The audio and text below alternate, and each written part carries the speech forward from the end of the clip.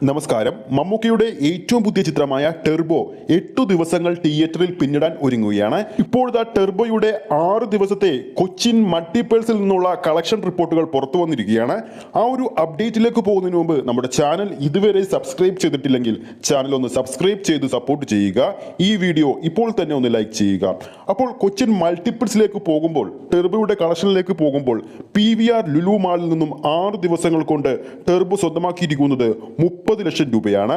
PVR forum മാളിൽ നിന്നും ചിത്രം സ്വന്തമാക്കിയിരിക്കുന്നത് 28 ലക്ഷം രൂപയും, സിനിപോൾസിൽ നിന്നും ചിത്രം സ്വന്തമാക്കിയിരിക്കുന്നത് 26 ലക്ഷം രൂപയും, ഷേണായ്സിൽ നിന്നും ചിത്രം സ്വന്തമാക്കിയിരിക്കുന്നത് 19 ലക്ഷം രൂപയും, ഇടപ്പള്ളി വനിതയിൽ നിന്നും ചിത്രം സ്വന്തമാക്കിയിരിക്കുന്നത് 17 ലക്ഷം രൂപയും, സിനിപോൾസ് VIP-യിൽ നിന്നും ചിത്രം സ്വന്തമാക്കിയിരിക്കുന്നത് 10 ലക്ഷം രൂപയും, PVR ഒബ്രോ മാളിൽ നിന്നും ചിത്രം സ്വന്തമാക്കിയിരിക്കുന്നത് 9 ലക്ഷം രൂപയും, പാൻ സിനിമാസിൽ നിന്നും ചിത്രം സ്വന്തമാക്കിയിരിക്കുന്നത് 5 ലക്ഷം രൂപയുമാണ്. അങ്ങനെ 77% ആവറേജ് ഓക്യുപ്പൻസിയിൽ ചിത്രം കാണാൻ ഈ പറഞ്ഞ മാളുകളിൽ എത്തിയത് ഏകദേശം 60,000-ന് മുകളിലുള്ള ആൾക്കാരാണ്.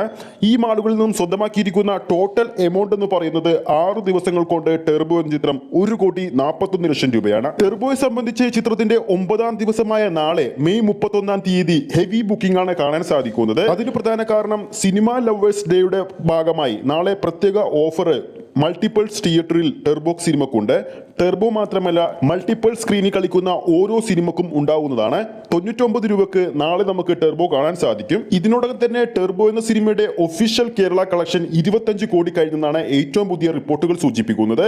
ഇന്നു മാത്രം ചിത്രത്തിന്റെ 8ാം ദിവസമായ ഇന്നു മാത്രം ഏകദേശം 5 മണിവരെ 60,000 ടിക്കറ്റുകളാണ് കേരളത്തിൽ മാത്രം ചിത്രത്തിന്റെ ഭാഗത്തുനിന്നും വിറ്റുപോയത്.